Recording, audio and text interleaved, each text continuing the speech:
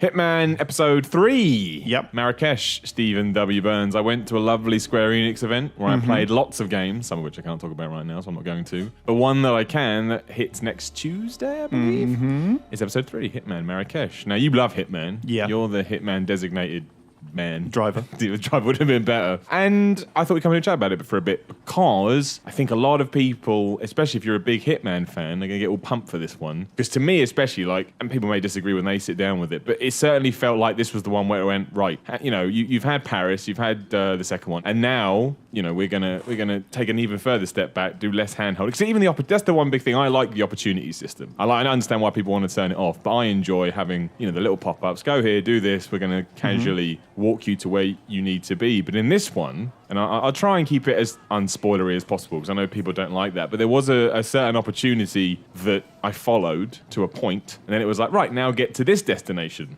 And as opposed to other levels where it's gone, well, you can take this person's costume or you can do this, you just had to figure to figure out how to get into this building. Now, I may have missed something. That's the beauty of that game. You have to be very astute. But I really enjoyed that. And I did spend about 40 minutes kind of like, you know, surveying the area, looking around, going, what can I do? And eventually I thought, oh, wait, if he does that and goes there, I can slip in here and so on and so forth. And only then did I get to the next part of the opportunity. And I thought that was a wonderful evolution of that system. Yeah. Because I felt like it's taught me a lot over the last 2 episodes. And now it's going, okay, let's see if you've learned. Now, if you're just kind of playing it for the experience, you may feel like way out of your depth. But I think it's great. It feels like this episodic thing, well, to me at least, is working. I don't feel like I'm the same Hitman player as I was 3 months ago or 2 months ago, whenever it came out. And the best thing about this one as well, and this is why I really like the location thing, is this one feels, even though it's a big area, there's so many people and there's a lot of sort of small alleyways and corridors, it feels incredibly claustrophobic.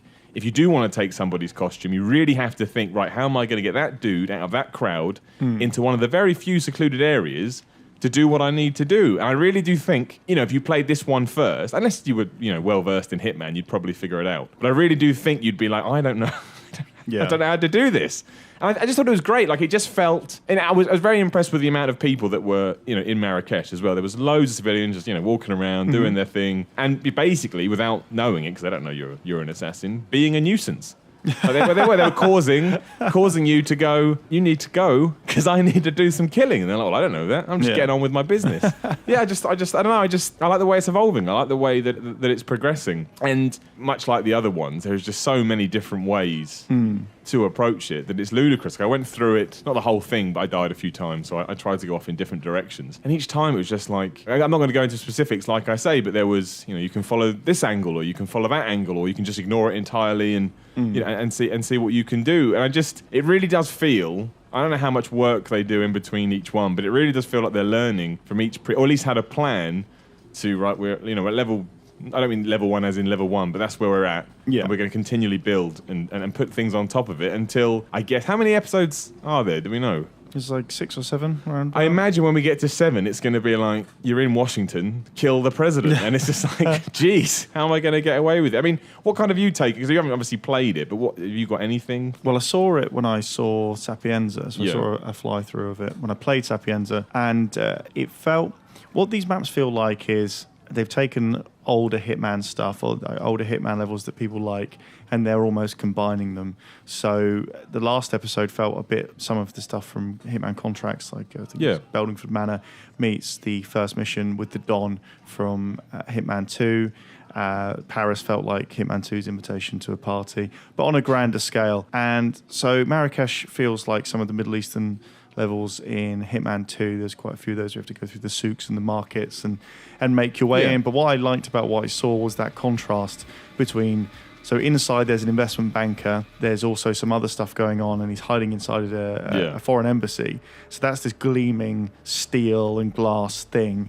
And to look at it one way with the camera, you'd think, oh, this seems very calm. And then you swing the camera and there's stuff on fire and there's loads of people trying to get in. That was the cool thing, is that I did stumble across, you know, that area, which is heavily guarded, but because I'm a child, I ran in there. Still haven't. I wouldn't say it's graphic, but there's certainly all the civilians, well, a lot of them are watching TVs of this terror, you know, this terror attack that's happened. So, you know, there's a real undercurrent of, I wouldn't say darkness to it, but, you know, there's a real harsh edge to it. And then you're there trying to kill people as well. So you kind of think, this is it's dark. It's a dark video game, but I liked it. I thought it was a good, it's not in your face. It's just kind of existing, and I just think it's really, really good. I think they seem to have maybe found their stride a bit more now. Yeah. And I'll be intrigued to see what people think when it comes out next week. But yeah, I mean, right now, I think, again, Hitman's, I think, one of the best games this year so far. So far, it hasn't upset me at all. Hitman Episode 3 comes out next Tuesday, and make sure you subscribe to VideogamerTV so you can hear what we think about the whole thing. And click the left video to see the top 5 moments from Hitman Episode 2, and click the right video to, do special silent suit assassin guide runs in Hitman Episode 1.